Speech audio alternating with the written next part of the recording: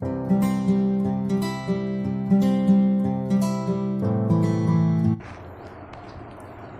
Friends, welcome back to my channel Deep classes, जिसमें हमारा आज का टॉपिक है प्रेमचंद ने कहानी के परंपरागत रूप में किस तरह का हस्तक्षेप किया, स्पष्ट कीजिए।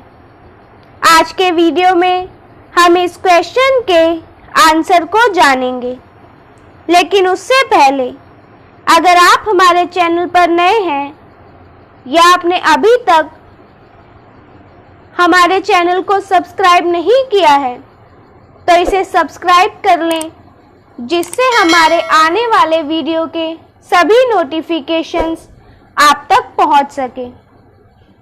साथ ही MHD से रिलेटेड अदर वीडियोस के लिए आप हमारे चैनल की प्लेलिस्ट में जाकर उन्हें देख सकते हैं। तो चलिए बिना देरी किए हम अपना आज का टॉपिक स्टार्ट करते हैं। कहानी कला का स्वरूप तथा संदर्भ प्रेमचंद जैसे विशिष्ट कथाकार के लिए अत्यंत व्यापक था। प्रेमचंद की कथा दृष्टि उनके युग की परिस्थितियों का परिणाम थी। जिस विशिष्ट समय में प्रेमचंद का साहित्य में प्रादुर्भाव हुआ, वह समय साहित्य की सामंती परंपरा का कालखंड था और इस समय में भारतेंदु की सामंती राष्ट्रीयता नई पूंजीवादी राष्ट्रीयता के नए युग में प्रवेश कर रही थी और वह महत्वपूर्ण दौर था जब एक विशिष्ट साहित्यकार की प्रवृत्ति मुख्यतः आदर्शवादी भावधारा के माध्यम से अपने को व्यक्त करने का प्रयास कर रही थी। उस युग का आदर्शवाद मुख्य रूप से सामंती राष्ट्रीयता से अत्यधिक प्रभावित था और आचार्य शुक्ल के शब्दों में तो यह गद्य के तृतीय उत्थान का आरंभिक काल था। यद्यपि इसके पूर्व हिंदी में गद्य लेखन का अधिकांश प्रयास शुरू हो चुका था तथा इसी क्षेत्र में उपन्यासों और कहानियों की गद्य के रूप में रचना होने लगी थी। दुलाई वाली 11 वर्ष का समय और इंदुमती आदि जैसी कहानियों के प्रकाशन के साथ हिंदी साहित्य के क्षेत्र में आधुनिक कहानी का सूत्रपात हो चुका था।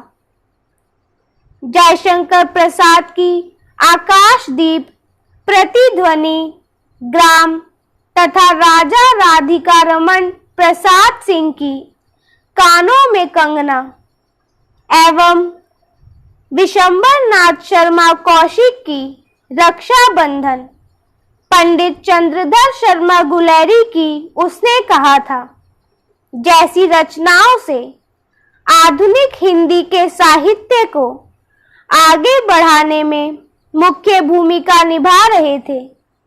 इसी तरह उपन्यास लेखन भी अपनी विकासमान दिशा में अग्रसर हो रहा था। प्रेमचंद की पूर्ववर्ती कहानियों में, जो कि मुख्य रूप से तिलस्मी जासूसी, सामंती प्रेम तथा सुधार वाली विषय पर केंद्रित होती थी, सबके नायक प्रायः सामंती वर्ग के ही होते थे और इन्हीं के जीवन की समस्या को प्रायः साहित्य के यांत्रिक चित्रण के आधार पर व्यक्त किया जाता था। यही कारण है कि इतना विशाल लेखन कार्य हो जाने के बाद भी गद्य लेखन के इन प्रयासों को आचार्य शुक्ल ने अधिक महत्व नहीं दिया, क्योंकि इन लेखकों की रचनाओं में साधारण मनुष्य के जीवन तथा उनकी समस्याओं के चित्रण को कोई प्रयास दिखाई नहीं देता था।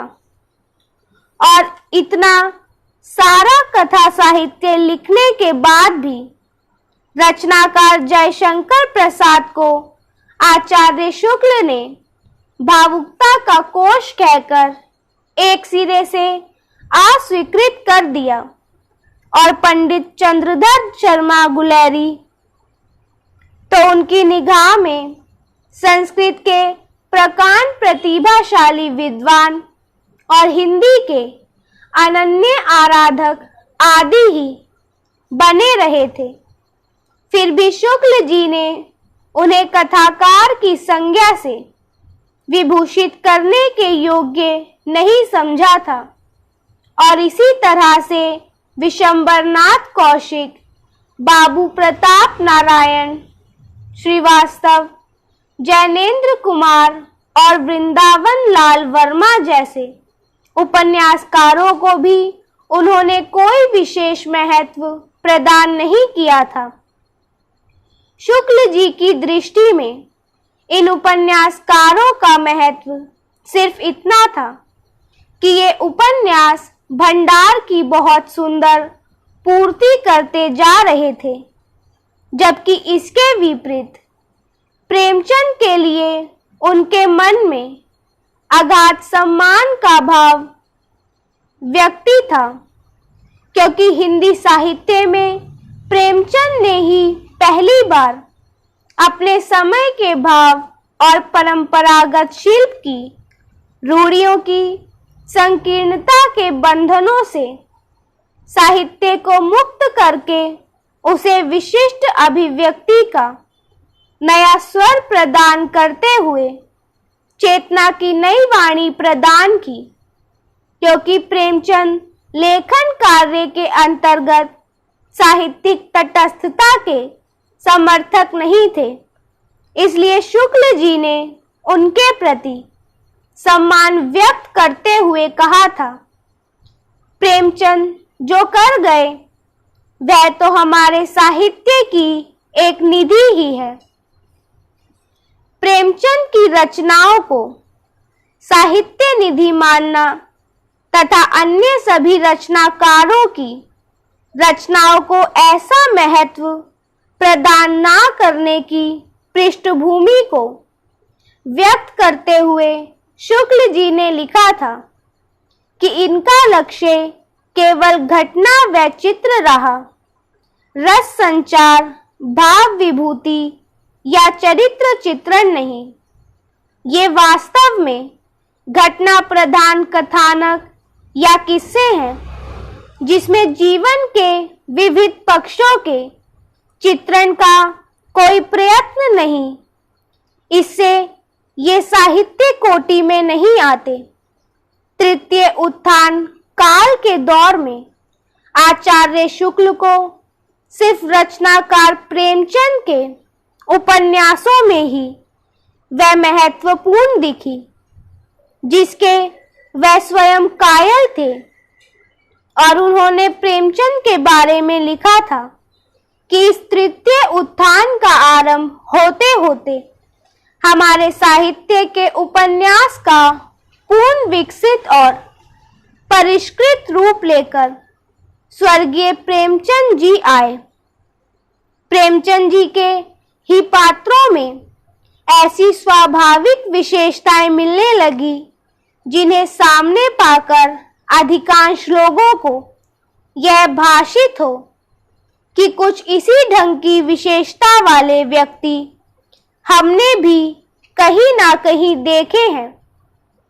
अतः प्रेमचंद को ही आचार्य शुक्ल हिंदी कथा को समृद्ध बनाने वाले विशेष गुणों से युक्त हुए देख पा रहे थे।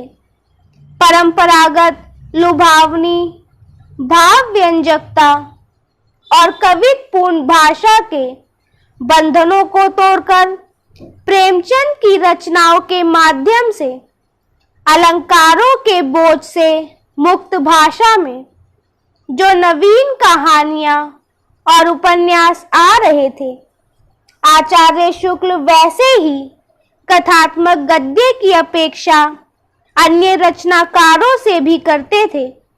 अतः प्रेमचंद ने कहानी के परंपरागत रूप में अपना हस्तक्षेप किया था।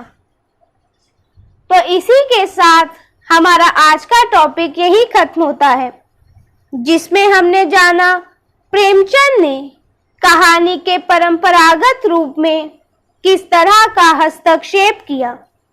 अपने नेक्स्ट वीडियो में हम प्रेमचंद की कहानी कला के मूल तत्वों का संक्षेप में विवरण जानेंगे।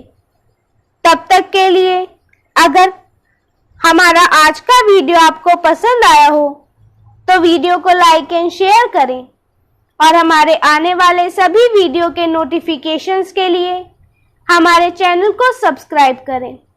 Thank you for watching.